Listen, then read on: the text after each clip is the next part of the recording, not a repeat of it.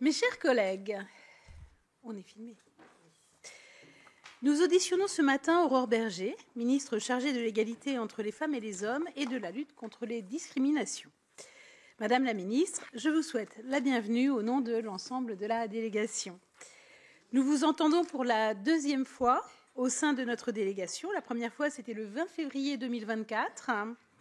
Un mois après votre première nomination comme ministre chargée de l'égalité entre les femmes et les hommes et de la lutte contre la discrimination. Vous n'aviez toutefois pas pu dérouler l'intégralité de votre feuille de route puisque 6 mois après votre nomination, la dissolution de l'Assemblée nationale et la démission du gouvernement mettaient fin à vos fonctions de ministre en exercice. Vous revoilà donc parmi nous ce matin, après avoir été nommé le 23 décembre 2024. Une nouvelle fois, ministre chargé de l'égalité entre les femmes et les hommes et de la lutte contre la discrimination au sein du gouvernement de François Bayrou. Et je peux dire que je me réjouis que ce soit de nouveau cet ensemble et que ce soit de nouveau, soit assurément rue Saint-Dominique avec un ministère autonome qu'on ait retrouvé. Nous regrettons l'absence de stabilité à ce poste ministériel clé, même si nous nous réjouissons de vous retrouver dans ces fonctions, car nous connaissons votre engagement sincère et ancien en faveur des droits des femmes et votre parfaite connaissance des dossiers. Vous pourrez nous présenter votre feuille de route ministérielle, nous indiquer comment celle-ci s'inscrit dans la suite des ministres qui vous ont précédé à ce poste, notamment au regard de la mise en œuvre des 4 axes prioritaires du plan interministériel pour l'égalité 2023-2027, présenté le 8 mars 2023, mais aussi nous fournir des éléments budgétaires quant au financement de vos priorités. Vous le savez, les associations féministes alertent depuis longtemps sur le financement insuffisant de la politique de lutte contre les violences en faveur de l'égalité et font part de leurs difficultés financières et du manque de moyens dédiés à la lutte contre les violences faites aux femmes. Pour ma part, je plaide pour la création d'un fonds dédié à la lutte, entre autres, contre les violences intrafamiliales et d'une agence nationale ou de quelque chose. Ça peut être éventuellement une instance interministérielle, en tout cas, qui aurait une véritable autorité dans ce pilotage et surtout à l'encontre de ceux qui ne se conformeraient pas aux objectifs poursuivis. Donc il faut forcément quelqu'un qui puisse réellement diriger cette politique et avoir des mesures de rétorsion possibles. Concernant l'évolution du cadre législatif, le Sénat examinera le 3 avril la proposition de loi visant à renforcer la lutte contre les violences sexuelles et sexistes que vous aviez déposée le 3 décembre 2024 en tant que député. Telle qu'adoptée par l'Assemblée nationale le 28 janvier dernier, cette proposition de loi introduit pour la première fois dans la loi la notion de contrôle coercitif en matière de violence conjugale, de violence intrafamiliale, devrais-je dire. Vous le savez, c'est un sujet qu'avec Émilie Chandler, nous avions porté dans le plan Rouge Vif et dont des magistrats et des forces de sécurité intérieure se sont saisis, permettant de meilleures poursuites et créant de la jurisprudence.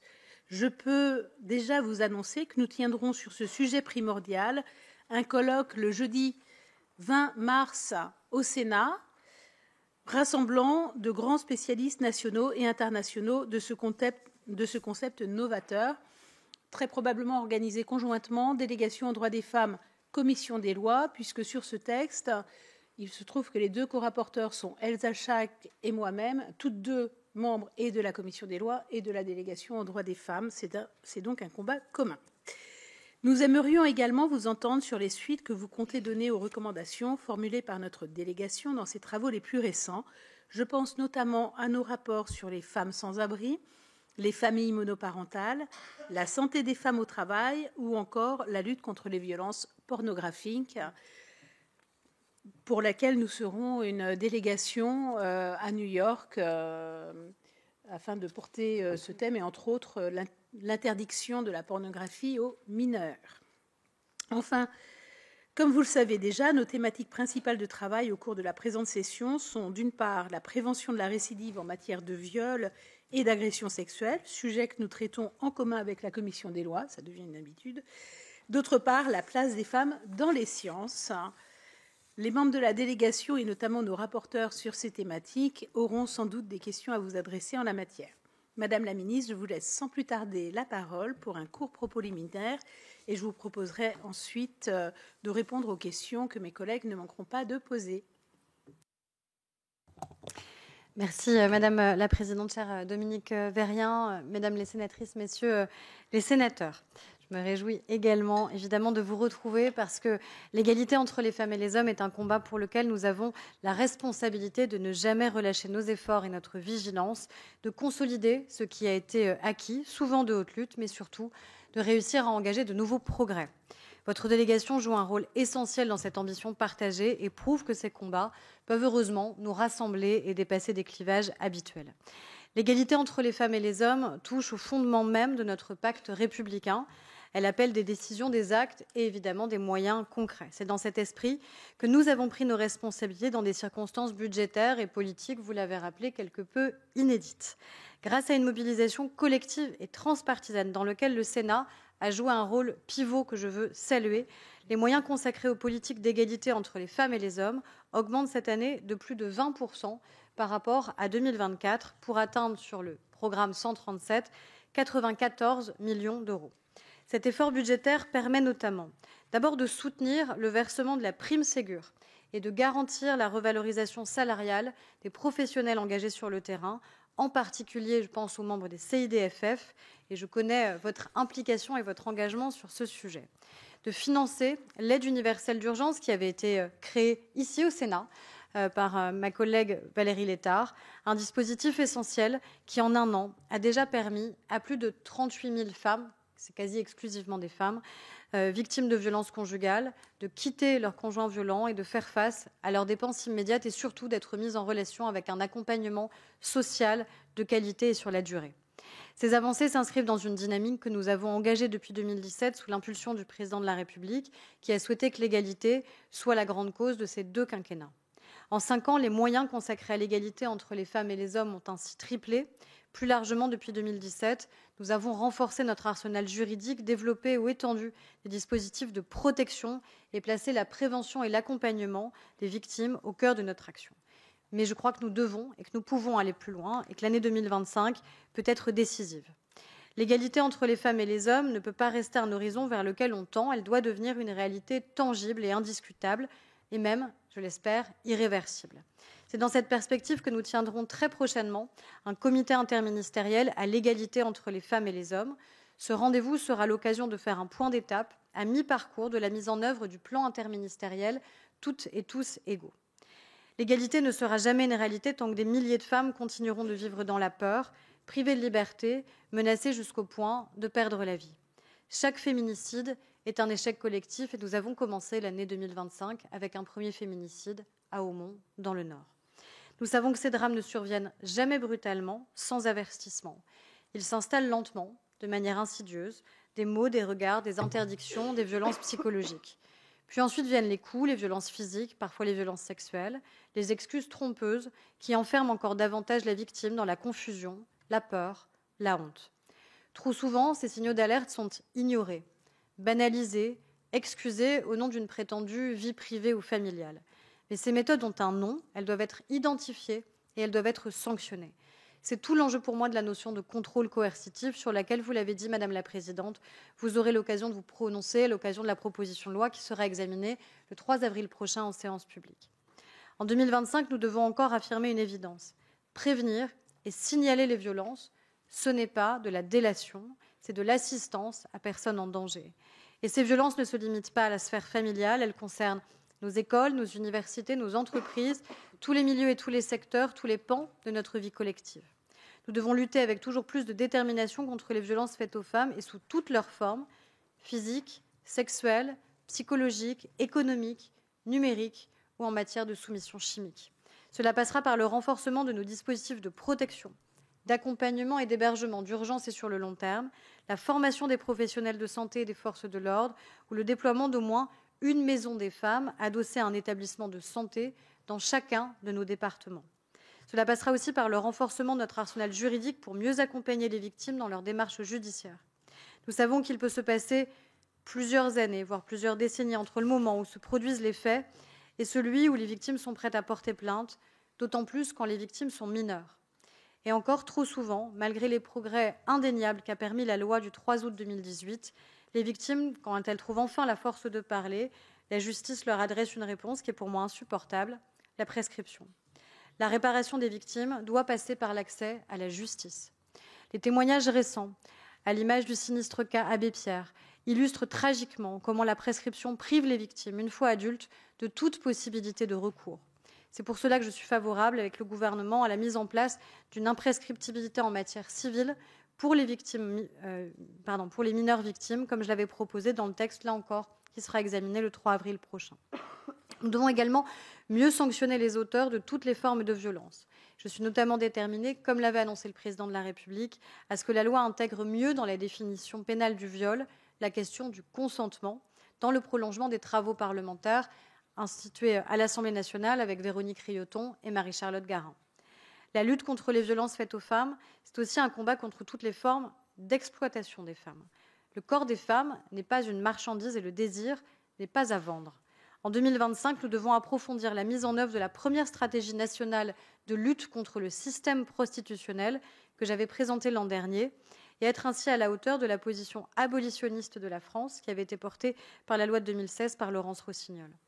Nous devons aussi renforcer notre action contre les violences systémiques envers les femmes dans l'industrie pornographique qui crée une vision déformée et violente de la sexualité et encourage les stéréotypes dégradants auprès de consommateurs de plus en plus jeunes. Nous devons mettre fin à des violences qui se perpétuent dans l'ombre ou à l'étranger et qui ont des conséquences dramatiques sur la santé et la dignité des femmes. Pense aux mutilations sexuelles féminines. Il y a 2 semaines, j'ai signé au nom de l'État le premier plan régional de lutte en Île-de-France, région la plus touchée par les mutilations, pour éradiquer ces pratiques d'un autre temps et qui sont, là encore, trop souvent des tabous. Aujourd'hui encore, il y a aussi des tabous qui persistent dans notre pays et qui continuent à entraver l'accès des femmes à une véritable santé et à leur prise en charge. Briser ces tabous, c'est notre responsabilité collective et la mienne en tant que ministre pour garantir à toutes les femmes un droit fondamental, celui de prendre soin de leur corps, de leur santé, sans honte, sans obstacle, sans discrimination. Nous savons combien les règles restent entourées de honte et parfois même de désinformation. Nous savons aussi que de nombreuses femmes n'ont pas accès à des protections hygiéniques adaptées et devons poursuivre nos actions pour lutter contre la précarité menstruelle. La contraception, trop souvent perçue comme une responsabilité uniquement féminine, recule de manière très inquiétante parmi les plus jeunes générations, fragilisant la prévention des infections sexuellement transmissibles. Quant à la ménopause, elle est encore trop souvent ignorée dans le débat public, là encore entachée de honte, comme dans la médecine, alors qu'elle concerne la moitié de la population et impacte profondément la vie professionnelle et la vie personnelle de millions de femmes. Il est donc temps de mieux informer, accompagner et traiter ces réalités quotidiennes. Pendant des décennies, de nombreuses maladies spécifiques aux femmes ont été minimisées, mal diagnostiquées et mal soignées. L'endométriose en est l'exemple le plus criant. Cette pathologie qui touche une femme sur 10 a longtemps été reléguée à un simple problème dit de règles douloureuses. Désormais, des centres spécialisés et une meilleure formation des médecins changent la donne, mais là encore, nous devons aller plus loin. Le gouvernement a ainsi annoncé la semaine dernière l'expérimentation à grande échelle de tests salivaires permettant de diagnostiquer l'endométriose. Pour autant, la santé des femmes, elle ne peut pas se limiter uniquement à la santé gynécologique et à la santé sexuelle. Les maladies cardiovasculaires, première cause de la mortalité féminine dans notre pays, restent sous-diagnostiquées en raison d'une médecine encore trop calibrée sur le corps masculin et des biais de genre qui persistent. La santé mentale des femmes reste un tabou, souvent relégué au second plan. Pourtant, elles subissent des pressions constantes, très documentées. Le stress, l'anxiété, la dépression postpartum, le burn-out ou encore les séquelles psychologiques des violences doivent là aussi être reconnus, traités et, je le pense aussi, indemnisés avec plus de sérieux et de durée. Grande cause de cette année 2025, la santé mentale ne doit plus être un luxe ni un combat individuel, mais un enjeu de santé publique qui doit concerner toutes les femmes, indépendamment de leur âge, de leur territoire et de leurs moyens financiers. Enfin, comme l'ont souligné vos travaux novateurs au sein de la délégation, nous devons continuer de mieux prendre en compte la santé des femmes au travail, car les conditions professionnelles, là encore, sont souvent trop pensées pour un corps masculin qui serait supposé neutre. Or, prendre en compte les spécificités liées à la santé des femmes, c'est garantir leur bien-être au travail et donc leur insertion durable dans l'emploi. Et nous le savons, l'autonomie économique des femmes est la condition première de leur émancipation. Je suis d'ailleurs très attentive à la question de l'articulation des temps de vie, dont un grand nombre d'entreprises s'est déjà saisi. La parentalité, aujourd'hui, elle repose encore très majoritairement sur les femmes, qui composent aussi l'immense majorité des familles monoparentales, et je sais l'attention que vous portez ici à ces enjeux, freinant leur progression professionnelle, limitant leurs perspectives d'évolution. Trop souvent, la maternité est perçue comme un handicap de carrière, là où elle devrait tout simplement être un choix, soutenu et accompagné. C'est pourquoi je souhaite la création d'un congé de naissance afin de mieux répartir les responsabilités parentales entre les deux parents, garantir une meilleure indemnité et donc garantir plus de liberté. L'émancipation économique des femmes ne sera réelle que lorsque l'égalité salariale ne sera plus un slogan, mais un fait. Et si depuis 2017, nous avons progressé, notamment grâce à l'index égalité professionnelle, qui a permis de mieux évaluer et corriger les écarts de rémunération, il reste encore du chemin.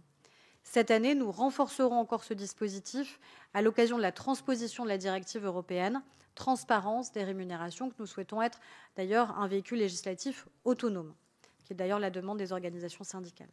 La parité dans les instances dirigeantes est également une nécessité. Ce n'est pas une option, c'est la loi, et j'entends donc qu'elle soit respectée. Alors que je me rendrai mardi prochain au Salon international de l'agriculture, je veux aussi aborder devant vous la question de la place des femmes dans notre agriculture. Elle représente aujourd'hui un peu moins d'un tiers des actifs permanents agricoles et un quart seulement des chefs d'exploitation. Nous devons continuer de les accompagner et de renforcer notre soutien à celles qui décident de se lancer dans un secteur aussi stratégique pour l'avenir de notre pays, notre souveraineté alimentaire, alors même que d'ici 10 ans, la moitié des chefs d'exploitation partira à la retraite. Au cœur de tous ces combats pour l'égalité réelle, enfin, il y a évidemment l'éducation. Parce que c'est dès l'enfance que se forgent les mentalités, que se dessinent les ambitions et que s'ancrent ou que se déconstruisent les stéréotypes qui enferment dans des rôles ou assignent à résidence et peuvent créer un terrain propice pour les violences. Nous devons donc agir dès l'école pour que chaque enfant puisse rêver et se projeter sans que son sexe ne vienne jamais limiter ses ambitions. Alors que les grandes transitions numériques, écologiques, énergétiques redéfinissent notre avenir, nous devons saisir l'opportunité unique d'inclure pleinement les femmes dans ces secteurs stratégiques et notamment scientifiques qui ne sauraient être bâtis uniquement par et pour les hommes.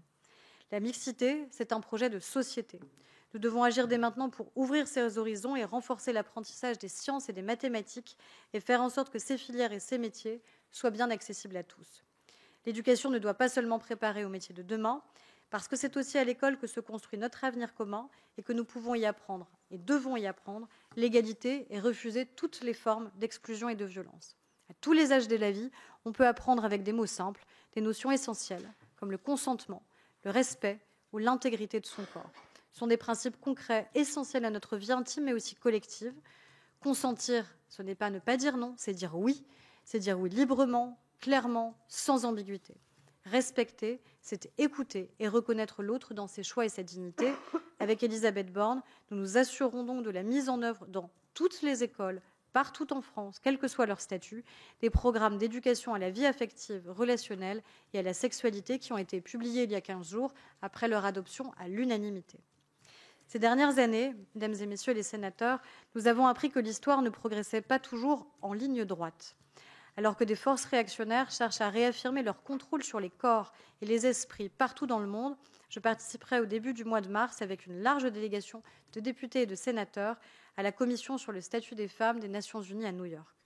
Je porterai avec vous la voix de la France et réaffirmerai fermement notre position dans le prolongement de l'inscription inédite dans notre Constitution de la liberté des femmes de recourir à l'avortement.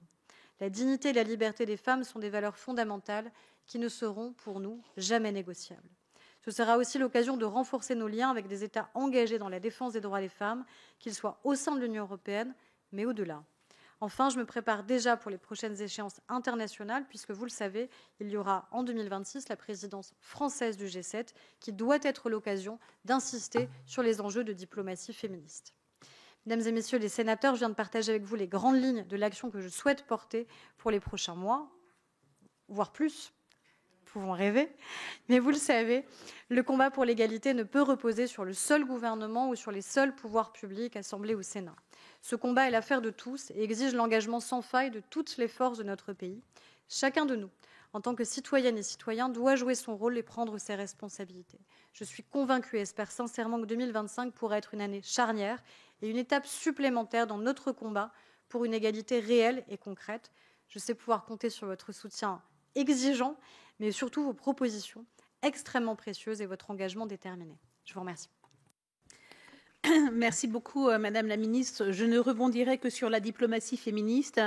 Et effectivement, c'est une chance de pouvoir accueillir ce sommet de la diplomatie féministe prochainement, puisque on voit bien que aujourd'hui le droit des femmes est partout dans le monde menacé, et que là où on menace le droit des femmes, on n'est pas loin de menacer le droit de l'ensemble de l'humanité. Donc c'est un combat que nous devons mener. Pour ceux qui pensaient que l'IVG n'était pas à mettre dans la Constitution, on voit aujourd'hui un vice-président américain venir nous donner des leçons et en disant qu'il est inadmissible que l'Europe fasse une telle chose. Eh bien non, si nous pouvons être cet îlot de protection des femmes, et donc effectivement quand vous souhaitez que nos droits soient irréversibles, je crois que ça va être un combat et que nous devrons rester unis pour pouvoir le mener. Mais je vais donner maintenant la parole à mes collègues. Et donc, la première à l'avoir demandé, c'est Annick Billon, puis Colombe Brossel, et ensuite Evelyne Corbière-Naminzo. On fait déjà ces trois premières. Merci beaucoup, Madame la Présidente. Merci à vous, Madame la Ministre. Très heureuse de vous retrouver à ce poste au ministère. On connaît votre engagement, votre détermination et la connaissance des sujets. Et cet exposé nous le démontre avec cette feuille de route que vous avez dressée devant la délégation ce matin. Peut-être évoquer quelques sujets d'actualité un peu plus et commencer par le CIDFF. Les CIDFF, depuis le 5 août 2024, il y a eu un arrêté qui les oblige, évidemment, l'extension de la prime Ségur à finalement des coûts supplémentaires par rapport aux salariés. Nous avons fait voter avec un amendement déposé par la présidente de la délégation finalement un rattrapage pour que ces CIDFF ne soient pas en difficulté. Je prends l'exemple de la Vendée. En Vendée, la charge salariale supplémentaire est de 25 000 €. Si on additionne cela à une baisse de subvention du conseil régional de 20 000 €, on se retrouve avec un CIDFF qui a des charges supplémentaires cette année de 45 000 €. Donc, l'amendement a été adopté, conservé à la CMP, mais quid des années et de la pérennité de ce dispositif? C'est ma première question. Ensuite, une question un peu plus d'actualité encore, le congé menstruel. Le congé menstruel, le tribunal administratif a ordonné cette semaine la suspension des délibérations de la métropole de Grenoble. Il y a de nombreuses collectivités qui étaient rentrées depuis 2023 dans un dispositif d'expérimentation, on va dire, de mise en place, mais de nombreuses décisions ont été contestées. Et en gros, les élus qui s'aventurent dans cette expérimentation, ils marchent sur une ligne de crête juridique évidente. Et à Orvault, par exemple, la délibération a passé le contrôle de légalité dans Loire-Atlantique. Par contre, le tribunal administratif de Toulouse a suspendu cette mesure. Donc, le 15 février, nous avions débattu d'un texte. En réalité, moi, j'avais proposé une expérimentation. Ça n'a pas été retenu. On est toujours en suspens. Que pensez-vous du congé menstruel? Ensuite, par rapport au parcours des femmes qui subissent des violences intrafamiliales, de nombreux départements et collectivités mettent en place des logements. Bien souvent, il y a un déficit de moyens pour avoir des parcours pour accompagner notamment les enfants des familles. Et ça, c'est quand même une grosse difficulté parce que bien souvent, les femmes qui quittent un foyer sont avec des enfants. Donc, on imagine un parcours, mais le parcours des enfants est assez peu balisé. Et une dernière question, Madame la Présidente, pour éviter d'être trop longue et laisser d'autres questions à mes collègues. Sur la directive européenne sur l'égalité salariale, elle doit rentrer en vigueur le 7 juin 2026. Comment comptez-vous mettre en place cette directive européenne? Puisqu'on le sait pertinemment, il n'y aura jamais d'égalité homme-femme s'il n'y a pas d'égalité salariale. Je vous remercie, Madame la Ministre. Colombe Brossel. Merci beaucoup et bonjour à toutes et tous. Madame la Ministre, la vie politique est étrange. Nous avions déjà échangé sur les familles monoparentales il y a quelques mois et nous nous retrouvons aujourd'hui et je vais de nouveau vous interpeller sur ce sujet-là. Alors, ma complice et comparse Béatrice Gosselin n'est pas là ce matin, mais nous continuons à travailler ensemble sur le sujet sur lequel nous avons rendu un rapport sur les familles monoparentales aujourd'hui en France, qui comportait un certain nombre de propositions et sur lesquelles je souhaiterais finalement avoir votre avis et la façon dont vous pouvez, au nom du gouvernement, vous engager sur un certain nombre de sujets. Je ne reviens pas sur le constat. Je crois que ce rapport, comme d'autres travaux, a contribué à mettre en lumière les 2 millions de familles monoparentales, très souvent à 82% des femmes, et qui, parce qu'elles sont femmes, cumulent un certain nombre d'inégalités, qu'elles soient professionnelles, sociales et de genre. Et c'est bien pour cela que la délégation aux droits des femmes s'était saisie de ce sujet. Dans ces propositions, un certain nombre d'entre elles peuvent être de nature législative, un certain nombre d'entre elles ne le sont pas et peuvent relever de l'action notamment de votre ministère ou d'un travail interministériel. Je pense par exemple à la proposition que nous avions faite d'expérimenter le maintien de l'ASF, de l'allocation de soutien familial, lorsqu'il y a reformation d'un couple pour une mère solo.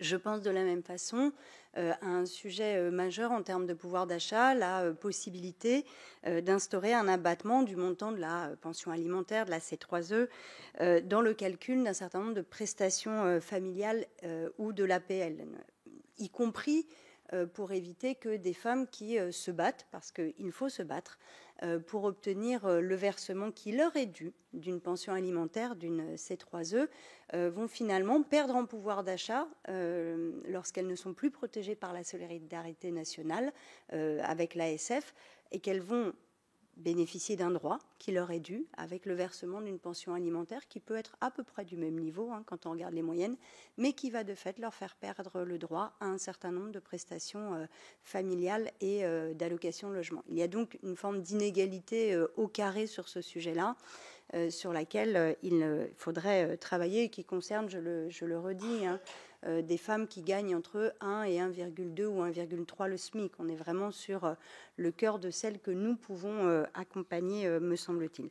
De la même façon, il est nécessaire de retravailler sur le barème des pensions familiales. Je redonne le chiffre moyen, 190 € en moyenne de C3E. On est bien loin des chiffres qui sont tout autant des moyennes, avec les limites des moyennes, de ce que peut coûter le fait d'élever et d'éduquer un enfant. Et puis la coexistence de ces deux barèmes, celui de la CAF, celui du ministère de la Justice, qui sont évidemment un élément de trouble. Nous avions proposé de la même façon de faire un bilan de la RIPA, de l'agence d'intermédiation. Il y a manifestement à continuer à travailler là-dessus.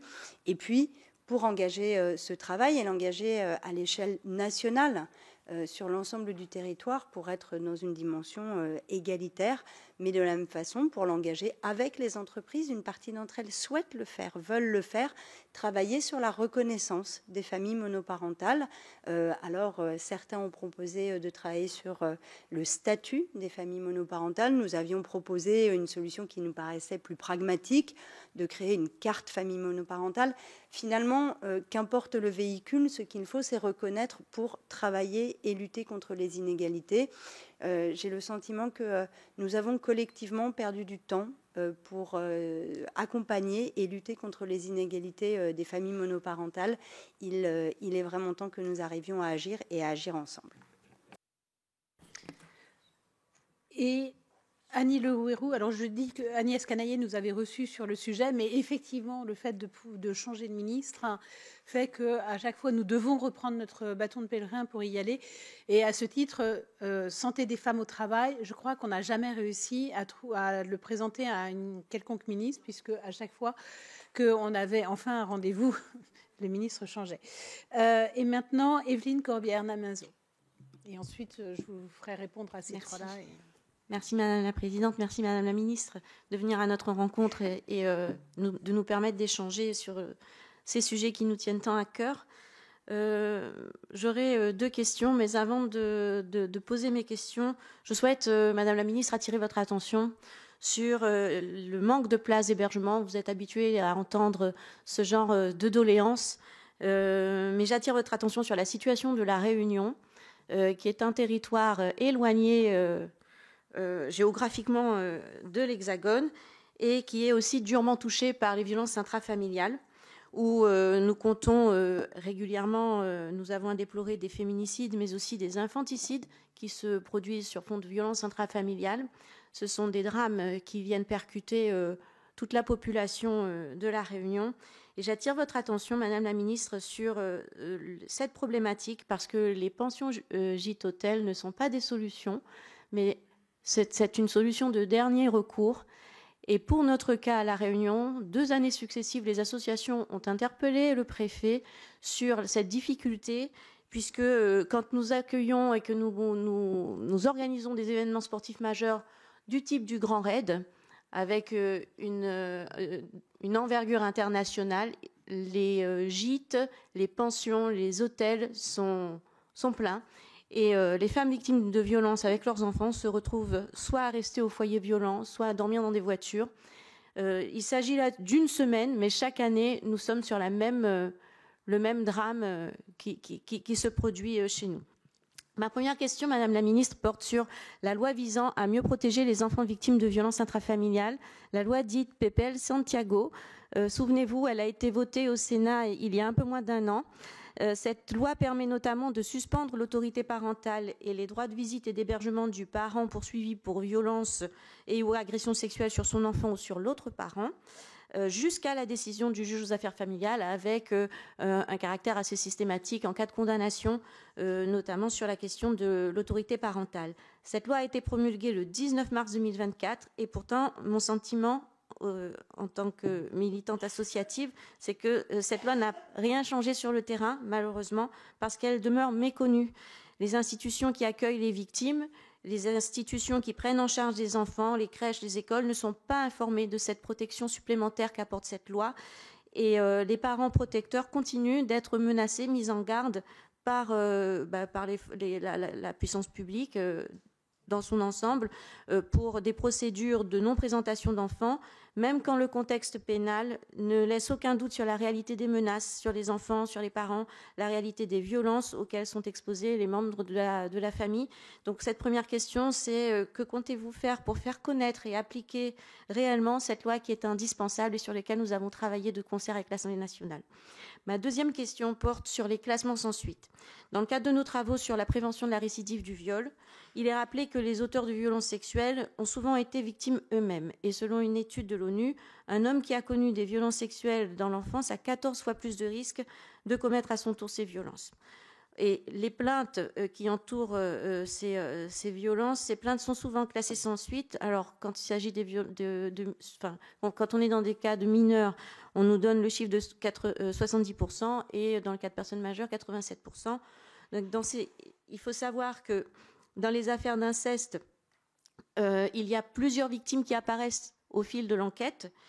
Et quelle est l'attention que la justice accorde à ces victimes qu'on découvre au fil de l'enquête? Ces violences sont-elles considérées comme des crimes et délits ou simplement comme des éléments contextuels? Et dans ce type d'affaires, on se retrouve dans des situations absurdes où la parole libérée devient une blessure. Le classement sans suite est vécu comme un désaveu, un abandon pour la victime. Et pour l'auteur, on lui reproche d'avoir infligé à autrui les mêmes violences que lui-même a subies, souvent dans l'enfance, et dont personne ne trouve rien à redire pénalement. Donc, entre les classements sans suite et cette espèce d'assentiment silencieux, on assiste un petit peu à une banalisation judiciaire des violences sexuelles. Quel regard portez-vous sur les classements sans suite pour violences sexuelles et quelles mesures comptez-vous prendre pour que les violences sexuelles soient reconnues, dénoncées et réprimées afin de rompre avec ce qu'on appelle aujourd'hui la culture du viol? Merci. Question que nous ne manquerons pas de poser également au ministre de la Justice, évidemment. Eh bien, c'est à vous, Madame la Ministre, avant la salve de nouvelles questions. Merci, Madame la Présidente. Je vais essayer de répondre dans l'ordre aux différentes questions nombreuses qui ont été posées. Sur la question de l'extension de la prime Ségur, un amendement à initiative partagée sur un certain nombre de bancs avait été porté par vous-même, ici au Sénat, permettant justement de répondre aux alertes qui avaient été portées par les CIDFF et d'autres associations qui avaient dû assumer la revalorisation nécessaire pour les professionnels, mais qui évidemment avait un coût financier important. Donc nous allons pouvoir, au niveau de l'État, puisque j'avais, vous savez, levé le gage sur cet amendement, il a été repris de manière définitive en CMP et dans la loi de finances. Nous allons donc pouvoir garantir évidemment le soutien à toutes les associations et la compensation de la revalorisation de la prime Ségur. Donc ça devrait être de nature à rassurer évidemment toutes les associations de terrain avec lesquelles vous travaillez au quotidien, et en effet en particulier les CIDFF. Sur la question la question de la pérennité. Moi, ce que je sais, c'est que le budget, en tout cas le programme 137, a été chaque année en évolution et en augmentation. Donc, je pense que ça crée presque un effet cliquet. Et donc, l'objectif est évidemment qu'à minima, ces moyens soient maintenus. Et sachant que nous travaillons, nous, autant que possible, sur des budgets pluriannuels sur les associations. Parce que nous savons à quel point, sinon, ça les met en fragilité de devoir chaque année rééditer les besoins qu'elles ont en subvention, et elles ont besoin notamment pour des associations qui ont des professionnels, qui ont des salariés, évidemment d'avoir de la visibilité sur les actions qu'elles peuvent mener et sur le volume de professionnels avec lesquels elles peuvent travailler. Donc nous engageons en général via les CPO sur plusieurs années de toute façon. Là, il y avait une question spécifique et supplémentaire qui s'était posée sur la question de la revalorisation de la prime Ségur. Donc moi, je ne suis pas inquiète sur la pérennité de cette prise en charge, et je ne suis pas inquiète non plus sur la mobilisation des parlementaires pour que ça puisse être le cas dans les prochains budgets.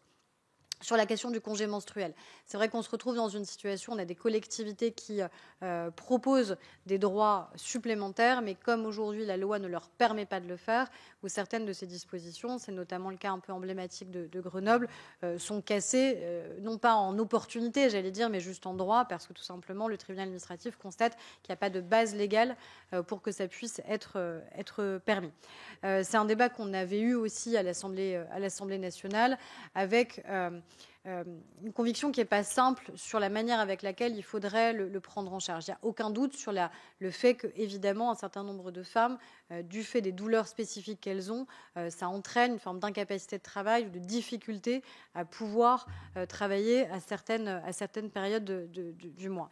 La difficulté que certaines associations nous avaient relevée, c'est qu'elles ne voulaient pas que les femmes aient à déclarer qu'elles en souffraient.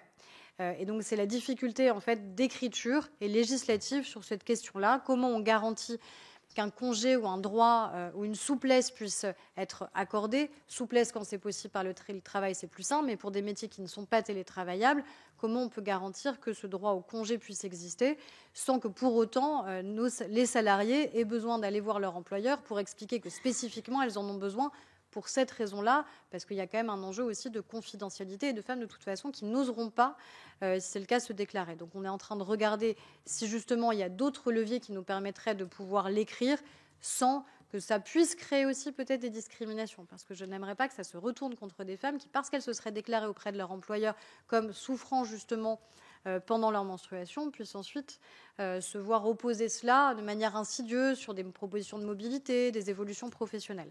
Donc sur le principe, je souhaite évidemment qu'on avance. Je suis juste attentive sur le fait que je ne voudrais pas que ça se retourne ensuite contre des femmes qui demanderaient à bénéficier de ces congés et qui ensuite, parce qu'elles se seraient déclarées, le subiraient dans leur évolution professionnelle. Mais si vous souhaitez, plusieurs ici et sous la présidence de Dominique Vérien, qu'on se revoie et qu'on y retravaille ensemble, je suis évidemment à votre disposition. Sur la question du logement qui a été posée par Évelyne Corbière et Annick Billon, c'est évidemment une préoccupation constante. Je m'étais rendue à vos côtés d'ailleurs à La Réunion avec des besoins encore plus importants, malheureusement, dans ce territoire. Donc il y a à la fois la question de l'hébergement d'urgence, et en fait il y a une question systémique qui se pose sur l'hébergement d'urgence, qui est à la fois la question posée au ministère de l'Intérieur et au ministère du Logement sur qui doit pouvoir bénéficier de l'accompagnement dans l'hébergement d'urgence, combien de temps on reste dans l'hébergement d'urgence. Et vous voyez bien aujourd'hui l'engorgement qui est le nôtre dans l'hébergement et qui crée des difficultés sur la capacité à avoir des flux, c'est-à-dire des nouvelles entrées qui sont possibles.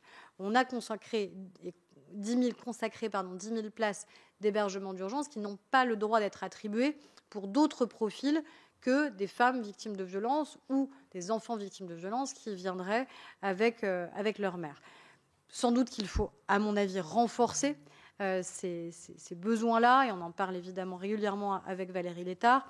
Il y a aussi l'idée qu'on est en train de mettre en place avec certains départements, de conventionner département par département, notamment dans les territoires les plus ruraux, avec d'anciens logements qui aujourd'hui ne sont plus occupés et qui peuvent être réhabilités pour garantir qu'on ait dans nos villages, exemple type l'ancien logement de l'instituteur qui n'est plus utilisé et qui peut être réhabilité, qui peut être rénové, qui peut être en partie financé d'ailleurs par l'État, de manière à ce qu'on ait un maillage territorial aussi qui soit évidemment beaucoup plus fin, parce que dire à une femme, notamment dans un territoire rural ou dans un territoire excentré, qu'on va pouvoir lui garantir une place dans un hébergement, mais que cette place en hébergement, elle est à 60 ou 70 km de son lieu initial et que ça va obliger à une déscolarisation de son enfant, par exemple, crée évidemment des empêchements spécifiques. Donc il y a à la fois l'hébergement d'urgence qu'on doit évidemment garantir et peut-être élargir, et il y a cette attention particulière, notamment dans les territoires ruraux, dans les territoires les plus excentrés, où on est en train de regarder département par département comment on peut réussir à conventionner, notamment aussi en lien avec les associations d'élus, AMF et AMRF en particulier, qui sont très engagés sur cette question-là. Là encore, si vous savez que vos départements eux-mêmes ont envie d'être moteurs sur cette question, je suis évidemment extrêmement attentive, et donc n'hésitez pas à nous en faire part directement. Sur la transposition de la directive européenne, elle s'impose à nous, même si elle nécessite évidemment qu'on puisse y travailler par la loi. On y travaille déjà avec Astrid Panosyan-Bouvet, qui est la ministre chargée du Travail, et nos services et administrations y travaillent, que ce soit la DGCS ou que ce soit la DGT, sur la manière avec laquelle on va pouvoir transposer. Moi, j'avais reçu l'ensemble des organisations syndicales et patronales, donc cette question, évidemment, elle s'est déjà posée. Ce qui faisait consensus, c'était la nécessité d'avoir un véhicule législatif autonome, dédié à cette question-là, et que ça ne soit pas noyé dans d'autres dispositions qui pourraient exister sur la question du travail. Et je crois que c'est extrêmement important que ça puisse être le cas. La France avait plutôt pris de l'avance par rapport à nos partenaires européens en introduisant, en étant les premiers au sein de l'Union européenne à introduire l'index. L'idée, c'est évidemment de se saisir de cette transposition pour renforcer aussi notre index, dont on sait qu'il peut encore avoir des biais dans la manière avec laquelle il est construit. Et donc l'idée, voilà, c'est vraiment de se dire que c'est une opportunité non seulement pour renforcer notre droit, et notamment, encore une fois, pour corriger des biais qui pourraient exister. Sur la question des familles monoparentales, en effet, vous m'aviez déjà posé cette question dans ma première audition ici au Sénat. Et donc, je n'ai pas changé d'avis au fur et à mesure des mois, si ce n'est que j'ai renforcé encore la conviction qui était la mienne. Je peux vous dire de manière plus affirmée ma conviction sur la proposition qui est la vôtre, sur le fait de maintenir l'ASF, même en cas de nouvelle formation, reformation d'un couple. Parce que je crois que c'est un droit qui doit rester un droit individuel des femmes qui en bénéficient, et que ça ne doit pas être conditionné à l'aléa ou la bonne nouvelle aussi de pouvoir recréer une famille ou reformer un couple. Et aujourd'hui, c'est évidemment le cas, et ça pénalise beaucoup les familles monoparentales. Donc moi, je suis favorable à cette proposition que le rapport a formulée de maintenir l'ASF en cas de reformation du couple. Sur la question des pensions alimentaires, je pense que vous avez soulevé plusieurs sujets. Il y a à la fois, moi, un sujet de préoccupation qui est le fait que trop de femmes aujourd'hui refusent de demander la revalorisation de leur pension alimentaire. Elles refusent de demander la revalorisation des pensions parce qu'elles craignent que la pension soit un levier de nouvelles pressions, voire pire, levier de violence qui pourrait exister avec leur ancien conjoint, et que, en plus, les enfants soient pris à partie dans un nouveau conflit que ça ouvrirait. Donc ça pose la question aussi, au-delà de l'intermédiation qu'on a faite et d'un service public nouveau qui a été créé avec l'ARIPA, de savoir si on peut aller un cran plus loin aussi, en lien avec avec la justice sur la manière avec laquelle les pensions peuvent ou ne peuvent pas être revalorisées et comment ces demandes peuvent être formulées. Mais aujourd'hui, comme ça repose uniquement sur le fait que le bénéficiaire demande cette revalorisation, la plupart des femmes ne le demandent pas. Et donc, on se retrouve avec des montants de pension alimentaire qui n'évoluent pas du tout, ni au regard de l'inflation, ni au regard des besoins des enfants, ni au regard d'ailleurs des revenus nouveaux que l'ancien conjoint peut avoir, puisque c'est évidemment aussi en fonction de ça que le calcul est réalisé. Donc, je pense que ça mériterait, au-delà du bilan de l'ARIPA, de voir si quelque chose de supplémentaire pourrait venir solidifier le dispositif, qui est un très beau dispositif et très utile, de manière à ce que cette réévaluation des pensions alimentaires puisse être réalisée et que la charge, encore une fois, de la demande ne repose pas uniquement sur la femme qui en bénéficie, au risque qu'elle ne le demande jamais. Et en effet, il y a aussi le point que vous avez soulevé de coexistence de plusieurs barèmes qui crée beaucoup de confusion, à mon avis inutile, et qui justifie qu'évidemment on puisse le regarder assez rapidement. Enfin, sur la carte, moi je vous l'avais dit, à ce moment-là j'y étais très favorable, donc je suis toujours favorable à cette disposition. Il faut voir est-ce que ça peut être de manière réglementaire, est-ce que tout simplement, on le voit, des collectivités, elles ont déjà mis en place des barèmes spécifiques, elles ont la possibilité évidemment de pouvoir le faire. Des entreprises aussi se sont déjà engagées avec des dispositifs spécifiques de soutien pour les familles monoparentales. Est-ce qu'il faut le formaliser et est-ce que cette formalisation, elle permettrait d'amplifier tout simplement des droits et des progrès nouveaux qui seraient portés pour les familles monoparentales? Si ça peut être le cas, évidemment, j'y suis favorable. Je rappelle qu'il y a des droits nouveaux aussi qui vont exister. Je pense à la question du CMG qui va pouvoir être élargi pour les familles monoparentales et je crois qu'il est quand même un droit et un progrès extrêmement important. Enfin, sur les questions qui relèvent aussi évidemment du ministère de la Justice que vous avez posées, notamment la question très préoccupante des procédures bâillons qui existent, la question de la non-présentation des enfants et la question de la protection que l'on doit à nos enfants. Je suis un ministère où on reçoit beaucoup de témoignages. Je pense qu'il n'y a pas un jour qui passe sans que je reçoive un témoignage d'une femme, d'une mère, qui, pour protéger ses enfants victimes de violences physiques, psychologiques, voire de violences sexuelles, a été contrainte évidemment de protéger les siens et donc a refusé de présenter un enfant et se retrouve dans une situation où parfois elle est placée en garde à vue. Le dernier cas que j'ai eu, elle avait été interpellée à la sortie de l'école maternelle devant son enfant, où elle a été placée en garde à vue alors qu'elle avait un dossier avec 48 pages de menaces de mort qu'elle avait reçues la concernant et concernant son enfant.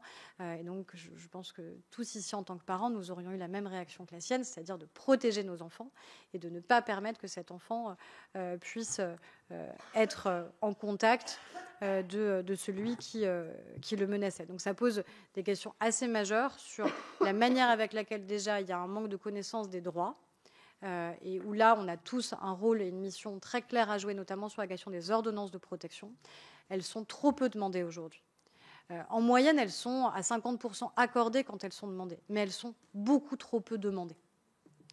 Et donc, ça veut dire qu'on a un enjeu de formation très déterminant à faire auprès, évidemment, des avocats, auprès des magistrats, mais aussi en population générale, pour rappeler aux femmes victimes de violences qu'elles peuvent évidemment faire cette demande d'ordonnance de protection et qui est, à mon avis, une garantie fondamentale pour elles, mais garantie aussi fondamentale pour leur enfant. Et là-dessus, il y a un sujet de manque de connaissance, encore une fois, des droits qui sont les nôtres et des droits qui sont aujourd'hui ceux qui n'ont eu de cesse d'être renforcés ces dernières années au bénéfice des femmes victimes de violences. Ensuite, il y a un sujet, évidemment, sur la question de la suspension du droit de visite et d'hébergement. On voit bien que là-dessus, ça n'est pas aujourd'hui la culture judiciaire, j'allais dire, qui est la nôtre. Et ça pose une question. On a mis du temps, même au Parlement, à avancer sur ces questions-là. Je me souviens, moi, nouvelle députée en 2017, on m'expliquait qu'on pouvait être un excellent père en étant un conjoint extrêmement violent et que les deux ne percolaient pas.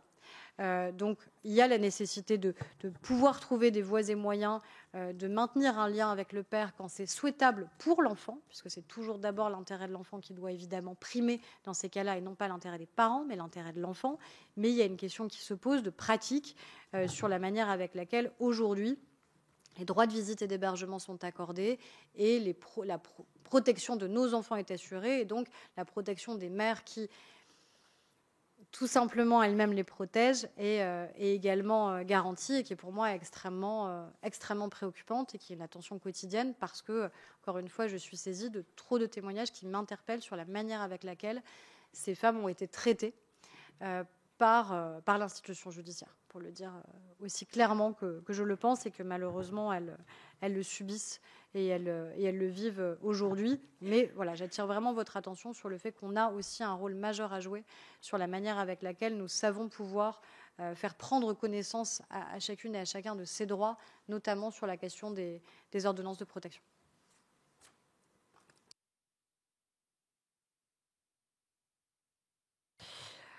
Là, je ne peux pas vous répondre honnêtement sur la question des classements sans suite. Ce n'est pas à moi là de m'exprimer sur cette question-là. Je pense que le garde des Sceaux pourra lui aussi évidemment vous partager son avis éventuellement sur cette question-là. Après, nous, l'idée, en tout cas moi, l'idée qui est la mienne au sein du ministère, c'est qu'on assume qu'il y a une question sur un continuum de violence, sur les violences subies par nos enfants et sur les violences subies à l'âge adulte. Soit parce qu'on continue à subir ces violences, soit parce qu'on devient auteur soi-même de violences. Donc la question des violences sexuelles et des violences infligées à nos enfants, la question des enfants qui sont co-victimes des violences subies par leurs parents et en l'espèce par leur mère, elle est absolument déterminante, parce que sinon on se retrouve dans un cycle ininterrompu de reproduction de la violence génération après génération, et qui est absolument insupportable. Pour vous partager juste très rapidement le premier déplacement que j'ai fait, qui était donc à l'occasion de ce premier féminicide à Aumont. Je suis restée 48 heures dans le Nord avec des échanges et avec les élus locaux et avec les associations et avec les femmes victimes que je suis allée rencontrer dans les foyers dans lesquels elles étaient hébergées. Donc elles y étaient hébergées parce que victimes de violences conjugales. 100% des femmes que j'ai rencontrées dans les 2 foyers que j'ai visités dans ce département avaient elles-mêmes été victimes de violences dans l'enfance. Et de violences, ou plutôt d'actes de barbarie, même, au regard de ce qui m'a été confié par ces femmes.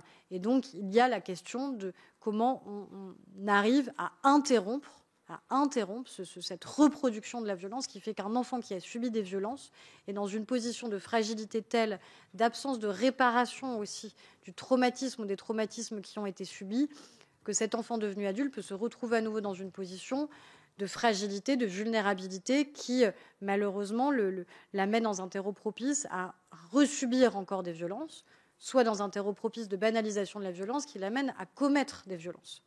D'où la nécessité, encore une fois, d'avoir une attention extrêmement accrue sur la question des violences faites aux enfants, et de manière interministérielle. Ici, dans mon ministère, parce qu'il y a sinon le risque de continuum de violence, là au sein de l'Éducation nationale, du ministère de la Justice, du ministère de l'Intérieur, parce que c'est profondément interministériel comme politique publique, mais c'est une vraie politique publique de sécurité, de santé, qu'on doit évidemment porter pour nos enfants, parce que ce sont des enfants qui deviendront adultes, et parce que sinon, encore une fois, on a ces cycles de reproduction qui malheureusement se répètent. Effectivement, parce que lors de cette mission, les éléments qu'on peut avoir, c'est qu'en gros, 50% des violences sexuelles sur mineurs sont faites par des mineurs, et que, effectivement, 70% des mineurs auteurs ont été des mineurs victimes avant de devenir des mineurs auteurs. Donc on voit bien que la prévention, l'éducation, c'est la première des armes dont on dispose pour pouvoir éviter les violences ensuite. Vous avez raison. Je donne maintenant la parole à Laure Darcos, puis Olivia Richard, puis Annie Le Houerou. Merci beaucoup, Madame la Présidente. Madame la Ministre, moi aussi, je suis ravie de vous retrouver. Je ne sais pas si vous avez vous aviez jeté vos cartes de visite, mais vous pouvez toujours servir. Et on est en effet ravis de vous retrouver parce que, bien évidemment, on voit à quel point vous maîtrisez les sujets et vous en avez suivi beaucoup avec nous. Je voulais déjà vous remercier de votre soutien à l'époque où d'ailleurs vous n'étiez plus à ce poste dans le lourd dossier des solidarités fiscales des femmes, puisque au moment de la CMP, vous m'aviez aidé, ça n'avait pas marché, mais à ce que certains députés changent d'avis. Depuis plusieurs ministres des comptes publics, depuis plusieurs ministres à votre place, on a quand même réussi à avancer, puisque beaucoup de dossiers sont en train d'être enfin réglés avec des remboursements de l'administration fiscale. Mais enfin, il faut rester toujours vigilant. Et en tout cas, je pense qu'on avait bien fait de mettre l'accent sur ce type de violence économique dont on parle finalement assez peu pour les femmes. Concernant les violences conjugales, je pense que malheureusement, on n'aura jamais fini. Pas plus tard que la semaine dernière, une jeune femme qui avait une plainte classée sans suite s'est retrouvée avec 20 coups de couteau dans les rues de Fleury-Mérogis par son conjoint, son ex-conjoint. Elle n'en est pas morte, mais bien évidemment, c'est toujours intolérable. Et une autre, l'été dernier, c'est elle retrouvée en garde à vue au commissariat d'Étampes, en même temps que son mari violent, toute une nuit, en ayant des règles. Elle était souillée toute la nuit parce qu'on ne lui a pas donné de serviette hygiénique. Je vous donne extrait les détails parce que c'est des choses absolument intolérables. Et si j'ai bien compris, c'est parce que j'étais un peu intervenue dans l'affaire qu'on lui a fait payer et qu'elle a passé cette nuit dans la cellule à côté de son mari violent. Et c'est toujours pas réglé. Donc voilà, je pense qu'on sait la lenteur de la justice, mais tous ces sujets, quand on a tous des sujets concrets dans nos territoires, on se rend compte qu'on est encore très très loin, malgré une sensibilisation des forces de l'ordre, des maires, des associations. C'est toujours très compliqué.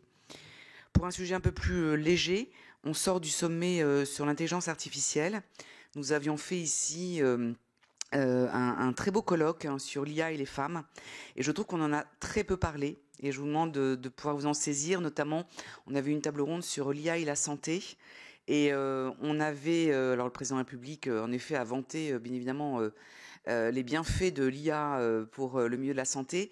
Mais on sait qu'en fait, l'IA n'est alimentée que par les algorithmes qu'on lui fournit. Et on avait des chercheuses qui nous avaient dit qu'en fait, du coup, il y allait y avoir un vrai problème parce qu'on allait pouvoir avancer sur la recherche scientifique et médicale pour les hommes, mais qu'on manquait en fait de données pour les femmes. Donc j'ai été très surprise en effet de voir qu'on ait assez peu parlé de ces sujets féminins concernant l'IA. Donc on serait ravis de pouvoir y travailler avec vous. Et puis je remercie une fois de plus encore Dominique parce que nous allons voir ce rapport sur les femmes et sciences. Et vous savez à quel point le problème des vocations scientifiques pour les jeunes filles est importante et nous aurons bien évidemment à vous solliciter sur ce sujet, comme on le fera aussi auprès d'Elisabeth Borne, qui est bien évidemment très mobilisée en tant qu'ancienne polytechnicienne sur le sujet. Merci. Avant de donner la parole à Olivia Richard, je précise que sur Femmes et Sciences, et donc je vous informe, le 6 mars, nous allons faire, dans le cadre de la journée du 8 mars, un colloque ici avec des femmes scientifiques inspirantes, dont la nouvelle présidente des chirurgiens, dont la glaciologue Heidi Sevestre, etc. Donc je vous invite toutes à venir. Puisque ces femmes existent, il faut juste les mettre un peu plus en lumière. Je donne la parole à Olivia Richard. Merci Madame la Présidente. Madame la Ministre, à mon tour de me réjouir de vous retrouver, car comme vous l'avez souligné Madame la Présidente, il est un peu dur de travailler dans ce contexte d'instabilité gouvernementale, et néanmoins on n'a pas à repartir de zéro. Premier bon point. Deuxième bon point, c'est vous. Et donc, on sait votre engagement, votre dynamisme, votre excellente maîtrise des sujets. Quel soulagement de vous retrouver, quelle joie. Merci beaucoup. Et merci, je me souviens avoir commencé mes questions la dernière fois en vous exprimant mon bonheur de vous entendre parler de diplomatie féministe. Et alors là, c'est encore mieux. Je vous cite, s'agissant des violences intrafamiliales qui ont lieu dans l'ombre, en France ou à l'étranger. Merci Madame la Ministre. Oui, elles ont lieu également à l'étranger. Et on ne sait tellement pas à quel point l'ombre est tellement épaisse qu'il est indispensable de commencer par essayer d'identifier le nombre de femmes françaises à l'étranger, avant toute chose, parce qu'on n'en sait rien.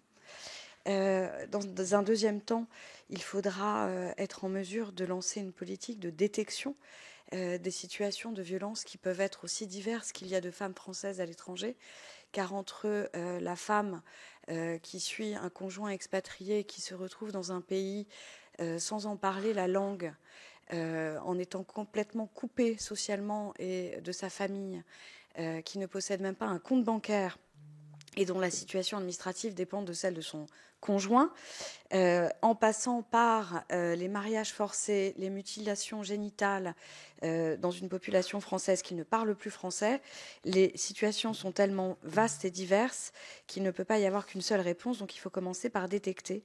Nous avions déjà parlé de la nécessité ensuite d'inclure les Françaises à l'étranger dans les plans de communication et dans les possibilités pour elles de se signaler en France, et donc d'adapter tout le dispositif qui est mis en place sur notamment la plateforme arrêtonslesviolences.gouv.fr, puisqu'elles en sont exclues au moment juste à la première page où on doit d'ores et déjà remplir son code postal. C'est dommage, ça coûte pas cher, c'est peu de choses. Si on pouvait juste mettre une case hors de France, ce serait bien.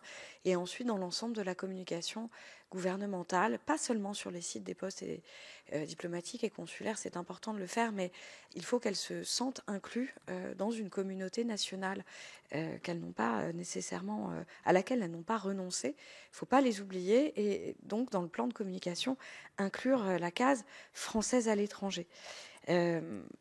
Être à l'étranger et être victime de violence, c'est être dans un isolement absolument accru, qu'on soit majeur ou mineur. Et je rebondis sur ce que vous disiez, Madame, sur les écoles et à quel point c'est la base de tout. J'ai été alertée cette semaine sur une situation, les bras m'en sont tombés de découvrir qu'on en est encore là, dans un lycée français à l'étranger.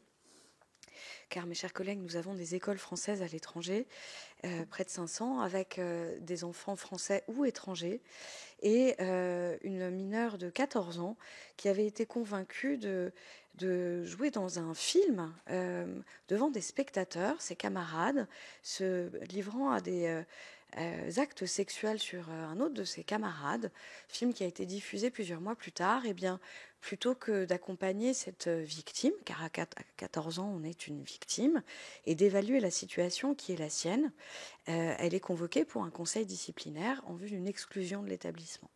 Donc là, les bras nous en tombent un petit peu. Depuis, j'ai pu alerter et en principe, la procédure d'exclusion est arrêtée et j'espère qu'elle pourra être prise en charge et que éventuellement des suites pénales pourraient être données à cette situation. Mais ça dit à quel point la communication est difficile, à quel point le besoin de formation est important. Et je ne doute pas, les professionnels du droit à qui j'ai pu en parler cette semaine m'ont tous dit il faut agir vite parce que l'école va étouffer l'affaire. Et c'est un réflexe français de dire ça. Donc ça doit être pareil dans les écoles en France. Et donc il y a un gros travail à faire. Et je sais votre engagement en la matière. Et je vous en remercie. Et je terminerai en disant mon soulagement de savoir également un ministre chargé des Français de l'étranger avec qui je sais vous travaillez sur cette question, très engagé. Je remercie Laurent Saint-Martin pour sa conviction qu'il y a là un vrai sujet. Il y a à Singapour, j'avais eu l'occasion d'en parler, un dispositif qui s'appelle le dispositif. C'est une plateforme de soutien aux femmes françaises victimes de violences qui a été développée notamment par Chloé Vialard, maître Chloé Vialard, qui porte ce sujet. Et on essaie actuellement de développer ce dispositif dans d'autres pays. Il y a les pays pilotes qui ont été désignés. Je suis très heureuse de ça. Vous avez évoqué les maisons des femmes. Pourquoi pas s'appuyer sur ce modèle-là pour les développer aussi auprès des postes français à l'étranger? C'est une idée de Chloé Vialard. avec des gens qui parfois sont référents égalité dans des départements et qui se retrouvent dans un service culturel français à l'étranger.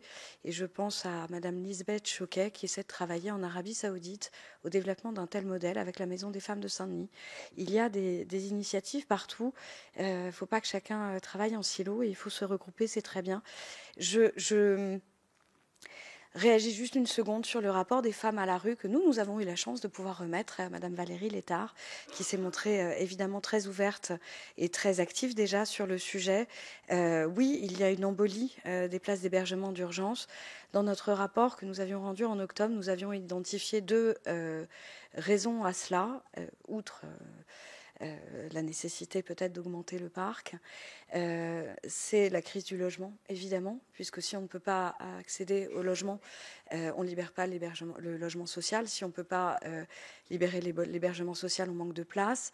On sait qu'on n'en construit pas assez. Et on sait aussi que pour accéder au logement social, il faut être en règle avec sa situation administrative. Et aujourd'hui, il y a un grand nombre de femmes qui sont en situation irrégulière en France, et notamment parce qu'on n'examine pas leur situation administrative. Elles n'ont même pas accès à un rendez-vous à la préfecture. Et on sait que pour une bonne partie d'entre elles, le droit français ne nous permettrait pas de les renvoyer dans leur pays. Donc plutôt que de laisser pourrir la situation dans une zone grise qui fait qu'elles embolisent aussi l'hébergement d'urgence auquel les autres qui sont à la rue ne peuvent pas accéder, nous avions préconisé un guichet qui permette de traiter au moins la question administrative, qu'on sache ce qu'on en fait, mais qu'on règle les situations, même si on sait que même avec des papiers en règle, on n'arrive pas toujours à sortir de la rue. Donc voilà, merci Madame la Ministre. Et là encore, alors avant de donner la parole à Annie Le Houerou, je vais rebondir sur les femmes françaises à l'étranger qui, finalement, dans le cadre de notre diplomatie féministe, peuvent être autant d'ambassadrices, mais signaler également que nous envoyons parfois des militaires, des fonctionnaires à l'étranger, et quand il s'agit d'hommes, je vais vous parler d'un cas de militaire. La femme n'a pas eu le droit à avoir un passeport, un visa, qui lui permettait de travailler. L'homme était envoyé aux États-Unis. Elle était médecin, chercheuse. Il y a un laboratoire américain qui lui proposait de travailler et jamais la France n'a réussi à lui faire obtenir le visa correspondant, ce qui fait qu'elle a dû abandonner sa carrière pendant le temps où son mari était aux États-Unis. Et évidemment, comment voulez-vous, surtout en tant que chercheuse, puisque nous qui parlons sur femmes dans les sciences, retrouver une place logique de nouveau dans un laboratoire, etc. Alors qu'au contraire, 4 années de travail dans un laboratoire américain lui auraient permis de progresser et d'apporter du coup plus de compétences en revenant. Donc le passeport des femmes françaises qui accompagnent entre autres les militaires est à regarder. Annie Le Houerou.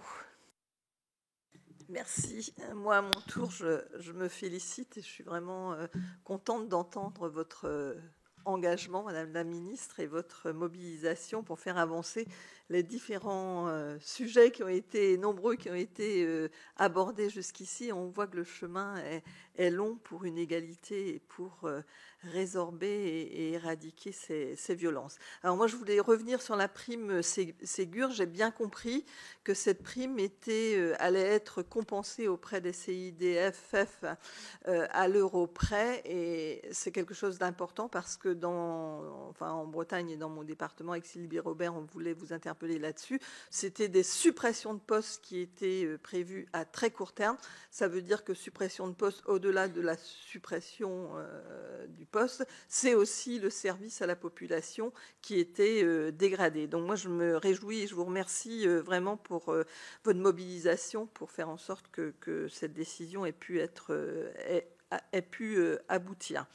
Je voulais, dans le même ordre d'idée, vous avez parlé de la difficulté de trouver des logements d'urgence et la mobilisation des territoires ruraux et notamment des communes pour mettre à disposition ces logements. Je pense que la difficulté est peut-être moins dans la possibilité de trouver des logements d'urgence que de trouver les moyens d'accompagner. Parce que les communes ont souvent, vous l'avez cité, ont souvent des locaux à mettre à disposition. Pour autant, elles ne sont pas en capacité de financer parfois les réparations, mais aussi le fonctionnement de ce logement d'urgence. Et sans accompagnement des femmes, je pense que le logement en lui-même ne suffit pas. Donc les CIDF font partie, ainsi que les associations qui œuvrent de manière opérationnelle auprès des femmes.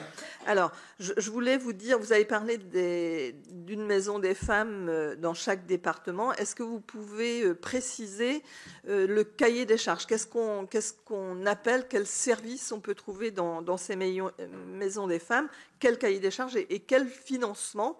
Parce que là aussi, alors on dit que c'est pas qu'une question de moyens, mais c'est aussi une question de moyens, tant les moyens sont limités. Ensuite, ma question portait aussi sur la prostitution. Donc vous l'avez évoqué. Moi, je suis toujours interpellée par les faibles montants de parcours de sortie des personnes qui rentrent dans des parcours de sortie de prostitution. En fait, je ne sais plus son nom, l'allocation de sortie, voilà, la FIS, est très très basse et n'est en aucun cas n'aide en aucun cas les personnes à prendre des dispositions pour sortir, si tant est que l'accompagnement, là aussi encore, et c'est là où il y a besoin d'équipes formées. Et la question de la prostitution, ça n'est pas qu'un problème urbain, entre guillemets. On voit avec le développement des réseaux sociaux qu'en milieu très rural, on a des réseaux qui opèrent et souvent c'est là aussi dans une opacité la plus complète, mais qui mettent en difficulté nos jeunes filles et jeunes garçons. Et puis le dernier point que je voulais évoquer, c'est les prochaines élections municipales donc, qui se profilent. Et là aussi, on parle beaucoup de difficultés à mobiliser de futures équipes municipales. Et là encore, je pense que l'égalité et un travail sur la parité autour de ces élections. Et puis, on a un texte qui arrive notamment sur les listes paritaires avec alternance hommes-femmes dans les communes de moins de 1000 habitants. Je voulais avoir votre avis là-dessus et savoir quelle mobilisation. On voit que pour les élections départementales, ça a été révolutionnaire, on va le dire comme ça, pour avoir la parité. Et on sait qu'il y a des femmes qui s'engagent et qui veulent s'engager. Encore faut-il que l'environnement soit aussi positivé et convaincre les femmes d'y aller. Merci. Je vais vous laisser répondre, Madame la Ministre, et ensuite se prépareront Agnès Evren, Jocelyne Antoine et Annick Billon. Je crois qu'il y aura un petit complément. Merci, Madame la Présidente. Bon, j'étais très interpellée par le cas précis que Laure Darcos nous partageait. Je prendrai les éléments à l'issue de cette audition pour en informer immédiatement le ministre de l'Intérieur, parce que c'est inacceptable qu'une femme victime de violence ait pu être placée en garde à vue dans la cellule à côté de son conjoint violent et qu'en plus, alors qu'elle avait ses menstruations, elle n'ait même pas pu se protéger. Enfin, il y a quand même aussi une question seulement de protection, mais aussi une question de dignité. On m'a raconté la même chose, pas sur les violences, mais sur les menstruations qui arrivent au moment d'une garde à vue et où on ne donne rien à la femme, sur un autre commissariat qui était le Menchem, Sens. Voilà, c'est Étampes et Sens. Bon, merci de m'avoir partagé ces éléments, parce que voilà, sur les questions de dignité de la personne humaine, c'est juste inacceptable. Donc, dès après l'audition, j'en informerai le ministre de l'Intérieur, qui, à mon avis, sera très sensible lui aussi à cette question. Dans un autre domaine, sur la question des femmes et des sciences et la question d'intelligence artificielle, c'est vrai que le sommet qui a lieu en France, c'est d'abord un sommet, je veux dire, tourné vers le business plus que sur les enjeux sociétaux, mais les deux sont quand même liés, évidemment. Alors, c'est à la fois une critique pour nous-mêmes, puisque dans les études qui ont été faites, il a été constaté que les femmes étaient elles-mêmes beaucoup moins utilisatrices de l'intelligence artificielle. Et donc, si nous voulons aussi que cette intelligence artificielle progresse en évitant les biais de genre, c'est aussi notre responsabilité nous-mêmes que de nous y mobiliser et que de faire en sorte de la diffuser et d'inciter les femmes, les jeunes filles, les jeunes femmes, évidemment, à cette utilisation, parce que sinon le risque, c'est évidemment que des biais de genre se reproduisent, et non seulement se reproduisent, mais s'amplifient au travers de l'intelligence artificielle. Donc on est encore à un moment où justement on peut éviter que ce soit le cas, par l'usage qui en sera évidemment le nôtre déjà, et puis par les éléments de régulation que nous devons pouvoir apporter et qui sont évidemment au cœur des réflexions qui s'engagent.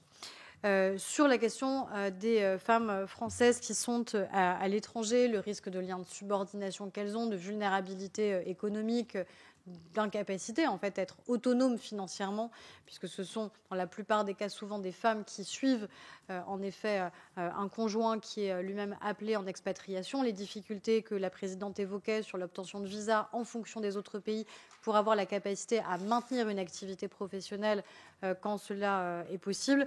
Ça, c'est évidemment un point de vigilance absolu. Vous l'avez rappelé à raison. On travaille vraiment main dans la main avec Laurent Saint-Martin, donc, qui est le ministre délégué justement sur la question des Français de l'étranger et du commerce extérieur, sur cette question.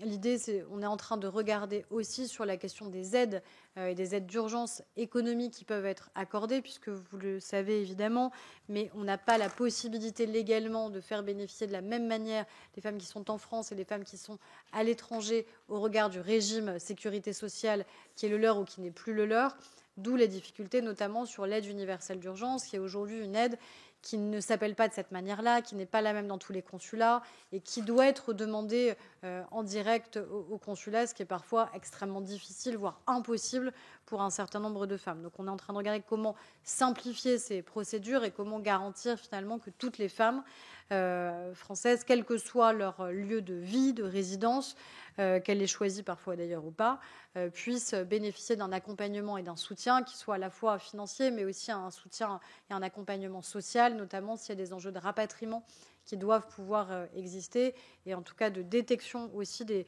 situations de violence. C'est voilà, un point prioritaire pour nous et évidemment donner l'instruction qu'on puisse enfin faire les modifications nécessaires sur le site qui est le site gouvernemental pour garantir que les femmes, encore une fois, où qu'elles soient, puissent avoir accès à de l'information et à une protection qui, évidemment, leur est due. Et ça, c'est à nous de le mettre en œuvre dans les plus brefs délais pour que ce soit possible. Sur la question de la compensation Ségur, donc oui, je le redis de manière très claire, grâce aux amendements qui ont été adoptés ici, que j'avais gagés, qui sont restés dans la loi de finances, oui, il y aura une compensation à l'euro près des revalorisations Ségur qui ont été rendues obligatoires d'ailleurs pour les associations. Et je le redis, c'est une avancée pour les professionnels que de permettre qu'elles aient ces revalorisations. Évidemment, cette personne n'en disconvenait. Encore fallait-il pouvoir évidemment le financer sans mettre à mal les associations qui sont absolument essentielles. Sur la question des maisons des femmes, en fait, on voit beaucoup parfois ce terme se diffuser. Nous, on parle vraiment de maisons de santé des femmes. C'est-à-dire que nous, ce qu'on a mis dans le plan interministériel, la volonté qui est la nôtre, c'est qu'il y ait au moins une maison de santé des femmes dans chaque département français, voire plus en fonction des territoires, qui soit un établissement de référence sur la question de la formation des professionnels dans un département, parce que c'est aussi ça, c'est-à-dire comment on forme sur l'accueil des femmes victimes de violences, comment on les prend en charge, comment on leur permet d'avoir un accompagnement global. L'accompagnement global étant l'accompagnement en matière de santé physique, de santé mentale, de soutien aussi à la parentalité ou de l'accompagnement pour leurs enfants et de protection, de soutien judiciaire jusqu'au dépôt de plainte, évidemment, au sein même de ces maisons. Donc c'est vrai que parfois il y a un peu de confusion, je pense, qui peut naître, parce que ce terme est utilisé de manière très large et sans doute trop large, mais n'est pas, j'allais dire, labellisé État. Et je pense que ça mériterait, en tout cas on essaye d'avoir cette clarification nécessaire, parce que vraiment quand on dit maison de santé des femmes, c'est vraiment un outil très spécifique d'accompagnement global porté par les CHU, les établissements de santé, ou en tout cas les établissements hospitaliers. Et c'est là où ça permet, encore une fois, qu'il y ait un vrai parcours de soins, d'accompagnement, de soutien et de sortie durable, évidemment, des violences. Et je le redis encore une fois, c'est à minima 1 par département. D'autre part, ce n'est pas parce que c'est à un endroit du département que ça obligerait toutes les femmes du département à s'y déplacer. Ce n'est pas l'objectif. L'objectif, c'est vraiment que ça puisse être aussi un lieu pluridisciplinaire de formation pour les professionnels, pour l'ensemble du département et que ça irrigue évidemment l'ensemble du territoire et du département. Je vous remercie d'avoir posé une question sur la stratégie nationale de lutte contre la prostitution, parce que c'est pour moi une priorité, même si c'est parfois difficile dans le débat public de faire émerger ce qui est malheureusement une réalité de nos territoires, et pas que de Paris, et pas que des plus grandes métropoles. Il y a une surreprésentation dans certains territoires, mais malheureusement, ça touche tous nos territoires. J'ai alerté le ministre de l'Intérieur parce qu'on a un certain nombre de commissions départementales qui ne se sont pas réunies cette année. 23 d'entre elles n'ont pas été réunies, ce qui est une difficulté majeure, évidemment, pour ensuite garantir que les parcours de sortie de prostitution puissent être présentés.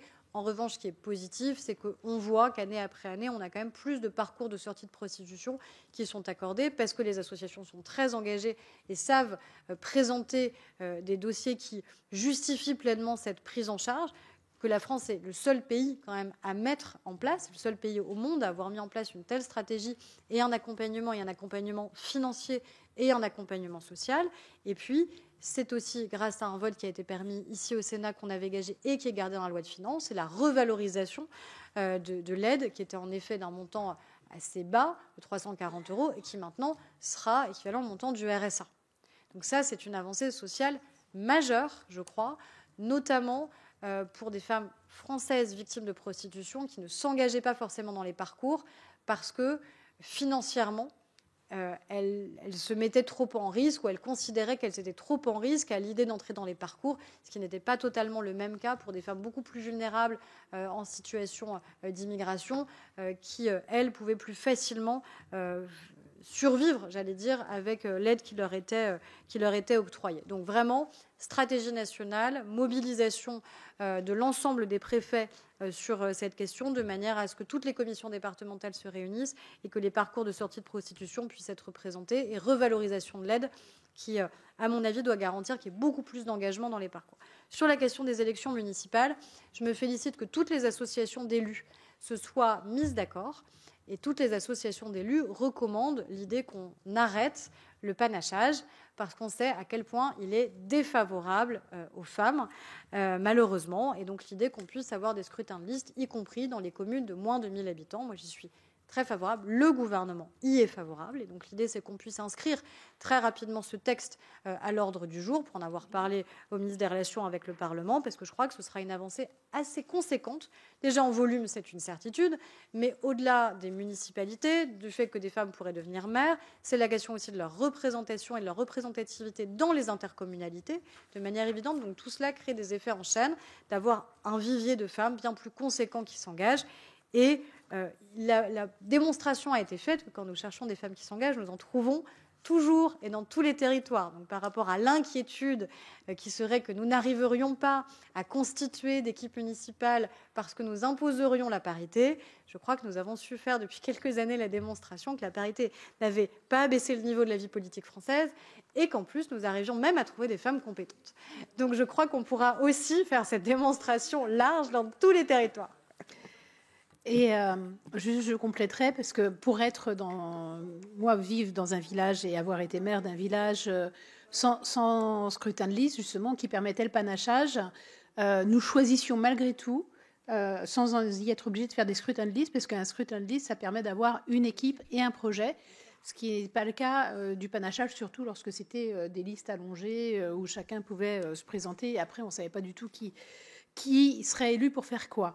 Je donne donc la parole maintenant à Agnès Evren et Jocelyne Antoine, puis Annick Billon. Merci Madame la Présidente. Bon, je ne vais pas ajouter ma voix à tout le concert de louanges, parce que ça fait un peu too much, je trouve. Je voulais parler de la soumission chimique, qui est une menace qui touche de plus en plus de victimes en France. On a entendu le témoignage de Sandrine Josso à l'Assemblée nationale, un témoignage poignant qui a relancé le débat et qui a permis de permettre une prise de conscience réelle et notamment de voir qu'aucun milieu n'était épargné, y compris les milieux institutionnels à l'Assemblée nationale comme le Sénat.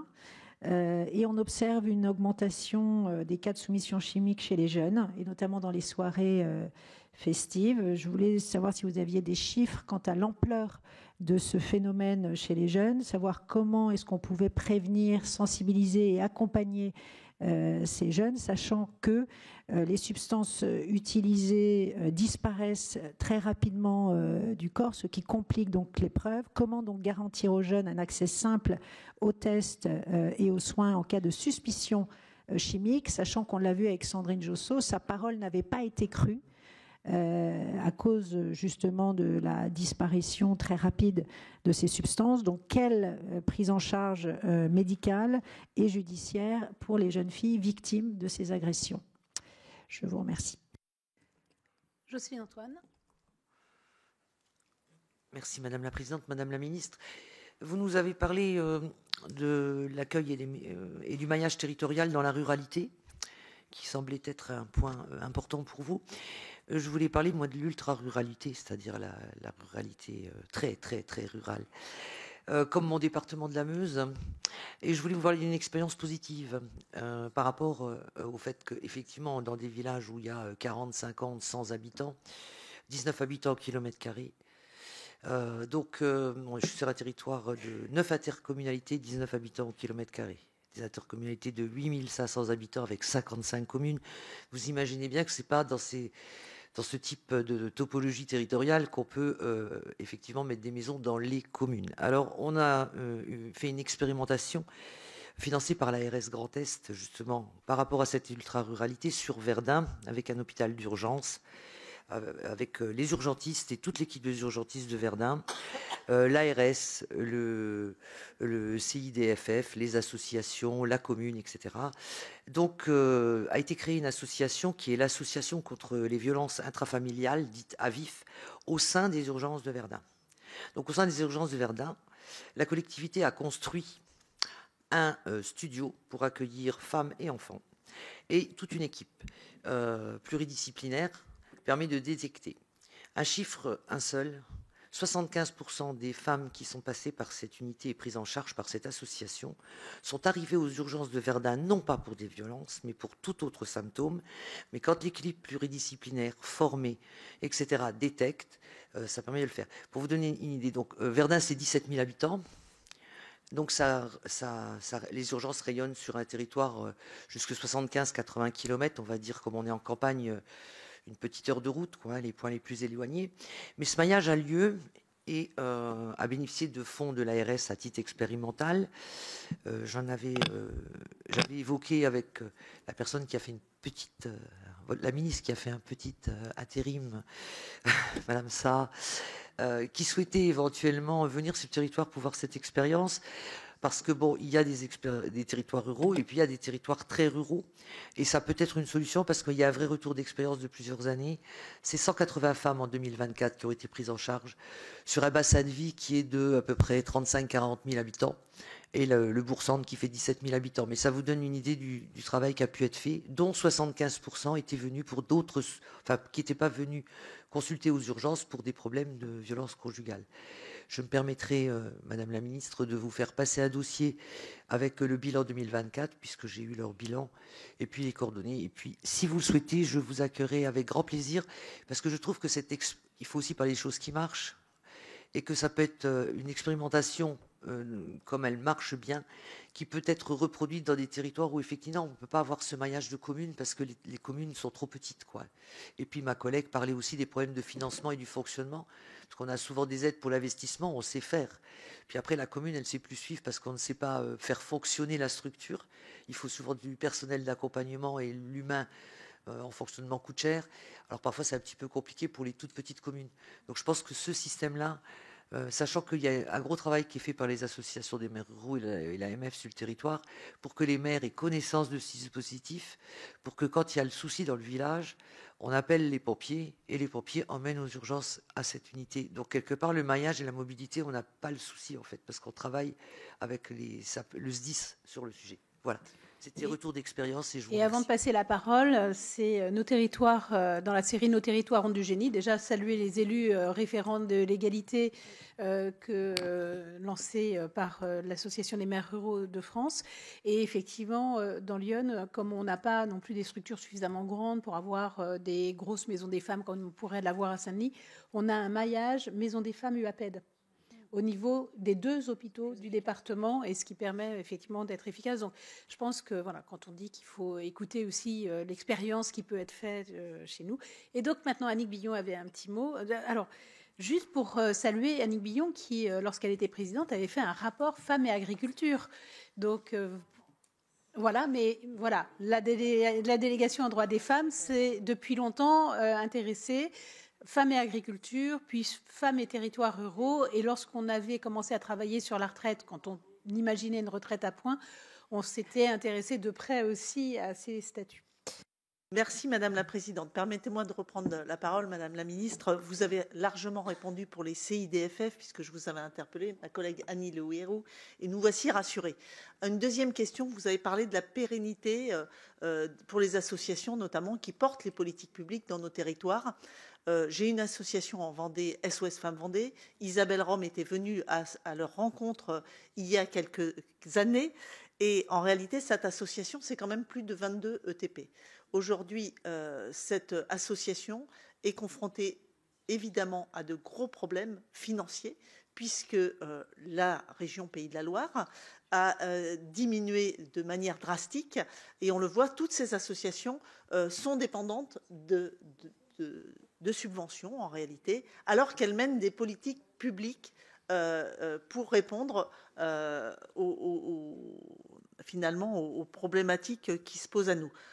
Cette association, c'est 10 000 euros directement pour la région Pays de la Loire, 6 000 euros induits, plus 5 000 euros du département. Donc, on arrive à 21 000 euros, ce qui est considérable. Donc, au cours de cette audition, on a beaucoup parlé de l'accompagnement. Il y a l'hébergement, mais il y a l'accompagnement des femmes et des enfants. Alors, permettez-moi juste cette petite incursion par rapport à la Civise, puisque la Civise avait fait 82 recommandations qui visaient notamment à repérer les enfants victimes. Et dans toutes les auditions qu'on mène actuellement sur la récidive du viol et des agressions sexuelles, il s'avère que la plus grande majorité des agresseurs ont subi des violences et n'ont pas été reconnus. Donc ces 82 recommandations qui concernent à la fois le repérage, le traitement judiciaire et d'autres volets, eh bien, elles étaient portées par 2 coprésidents, dont le juge Édouard Durand, que nous avons reçu à plusieurs reprises au sein de la délégation. Donc il y a un haut commissariat à la protection de l'enfance qui a été créé par le président Macron. Sarah El Haïry devrait être nommée, et je n'ai pas de souci par rapport à cela.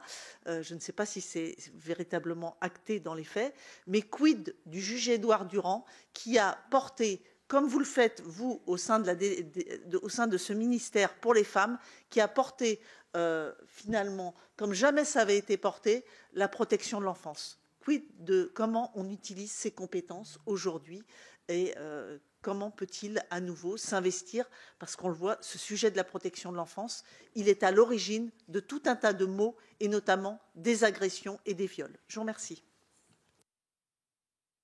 À vous, Madame la Ministre, pour conclure ensuite. Oui, merci Madame la Présidente. Sur la question en effet très importante de la soumission chimique, ce que malheureusement le cas de ce qu'a subi Sandrine Josso a révélé, et ensuite de manière encore plus spectaculaire évidemment avec le procès de Mazan et le combat qui est mené par l'association qu'elle co-préside avec Caroline Darian Mandorpa, c'est que la soumission chimique, c'est à la fois ce qui peut arriver dans une soirée, mais c'est aussi ce qui peut arriver dans un environnement qui est un environnement familial, professionnel ou amical. Et c'est toute la difficulté d'ailleurs de comment bien caractériser ce qu'est la soumission chimique, comment bien repérer, comment bien détecter et comment prévenir en fait que de tels cas puissent se produire. Je pense que c'est d'abord ça. C'est d'abord l'alerte qui doit pouvoir exister à la fois sur les cas qui étaient les plus identifiés, j'allais dire, d'événements festifs, sur lesquels je pense que toutes les jeunes filles ont été alertées voilà, à un certain moment de leur vie. Mais c'est aussi et d'abord ce qui se produit dans l'entourage même, dans la famille, dans l'entourage amical, dans l'entourage professionnel. Il y a une mission qui est en cours, qui a été renouvelée malgré voilà, les soubresauts politiques. Cette mission, elle a continué à être renouvelée. Elle est à la fois donc, avec Sandrine Josso pour l'Assemblée nationale et avec la sénatrice Guillotin pour le Sénat. Elle rendra ses conclusions au printemps, donc je ne veux pas anticiper par rapport aux conclusions qui seront rendues. Ce que je comprends qui apparaît comme les éléments principaux, en tout cas au regard des très, très nombreuses auditions qu'elles ont pu conduire, c'est aussi qu'on puisse avoir enfin un référentiel unique au sein de la Haute Autorité de Santé ou porté par la Haute Autorité de Santé, justement sur comment dépister, comment orienter, comment accompagner sur les cas de soumission chimique. Donc je pense que c'est vraiment fort du rapport qu'elles vont pouvoir nous remettre, évidemment, qu'on pourra ensuite s'en saisir. Plutôt, je pense d'ailleurs, dans le domaine réglementaire que législatif, de manière à pouvoir avancer vite sur prévention, repérage, détection. C'est ce que vous évoquiez quand vous évoquiez la question des tests et de la rapidité avec lesquelles il faut que ces tests puissent exister et sécuriser aussi les prélèvements, puisque c'était aussi une des recommandations qui avait été faites par l'ancien Premier ministre Michel Barnier, que ces prélèvements puissent être sécurisés.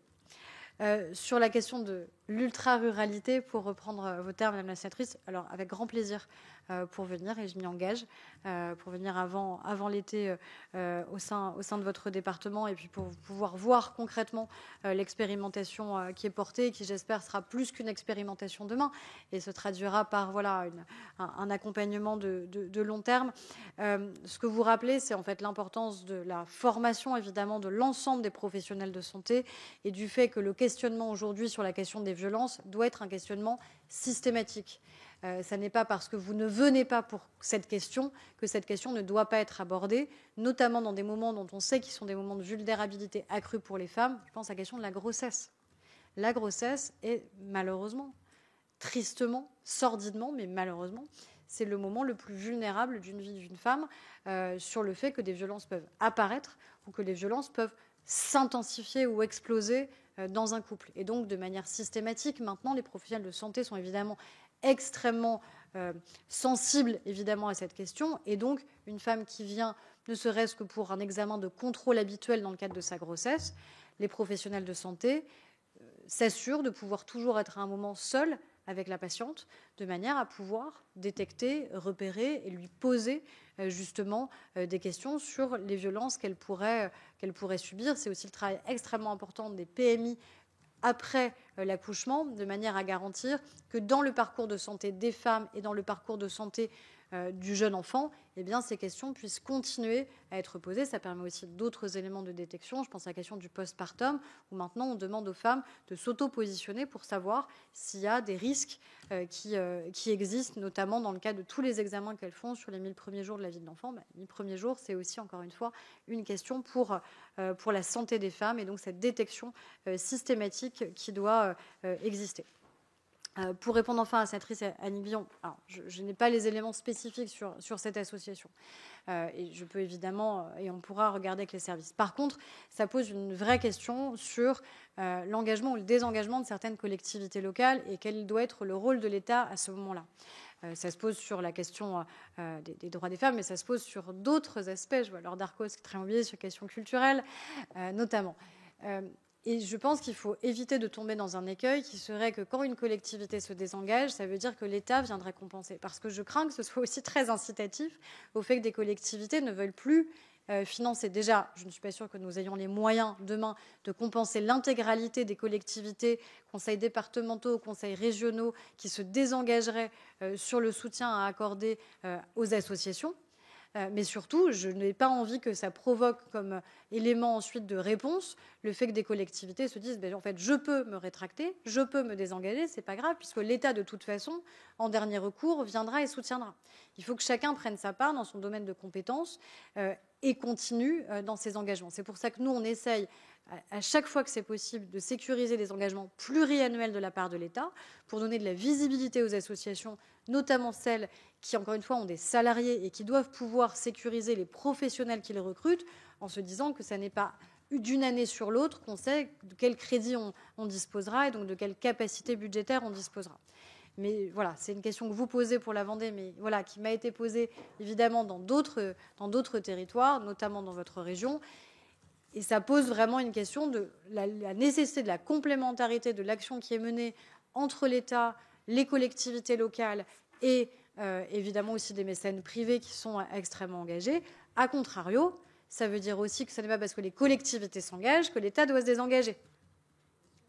Il faut évidemment que ces actions soient complémentaires. Donc, quand une collectivité s'engage, ça ne doit pas être un motif pour que l'État dise c'est bon, la collectivité fait, donc on peut se rétracter. Non, il faut faire ensemble.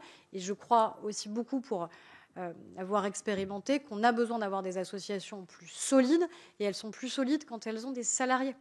Parce que des associations qui reposent uniquement sur le bénévolat, on sait à quel point elles sont vulnérables et elles sont fragiles. Elles sont extraordinairement précieuses, mais sur les accompagnements de la nature de ceux dont nous parlons, sur la question des sorties de prostitution, sur la question des violences, sur la question des accompagnements qui sont des accompagnements de long terme, on a besoin d'avoir des associations solides et ça passe souvent, je pense, c'est ma position personnelle, par le salariat et ça passe pour l'État par des accompagnements pluriannuels pour donner de la visibilité, encore une fois, à ces associations et qu'elles ne soient pas dans l'écueil de devoir ressolliciter chaque année, sauf à ce que ce soit des projets nouveaux, évidemment, qu'elles aient envie de porter, mais que ça ne porte pas atteinte à leur budget de fonctionnement, encore une fois, sur la question de leur recrutement et du soutien à leurs professionnels. Madame la ministre, je tiens vraiment à vous remercier. Nous avons balayé tous les pans du droit des femmes, allant de femmes et sciences à femmes victimes et en passant par celles qui les accompagnent, les maisons des femmes, la ruralité, la ville. Vraiment, merci beaucoup. Et vous avez montré que tous ces sujets vous étaient connus et que vous sauriez nous accompagner et que vous portez vraiment cette cause. Donc, je tiens à vous remercier et puis conclure par ce par quoi j'ai commencé, la diplomatie féministe. Parce que si j'ai dit que le droit des femmes permettrait, quand on se bat pour les droits des femmes, on se bat pour les droits humains, mais je crois aussi que si on se bat pour le droit des femmes à l'international, c'est une façon de protéger le cocon dans lequel on se rend compte aujourd'hui que nous habitons en France, que nous sommes en France pour la protection des femmes.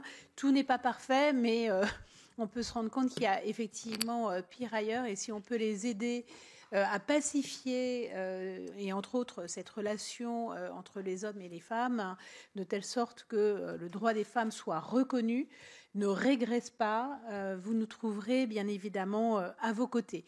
Je demande juste une petite minute à mes collègues avant de complètement vous libérer, puisque nous n'allons pas nous revoir avant les 2 prochaines séances que je vous ai annoncées, à savoir le 6 mars, ce colloque avec ces femmes inspirantes scientifiques, et le 20 mars, ensuite, ce colloque là sur le contrôle coercitif, où nous aurons 2 tables rondes qui présenteront à la fois le concept du contrôle coercitif et comment on peut l'utiliser et éventuellement, et je le souhaite personnellement, le faire rentrer dans la loi.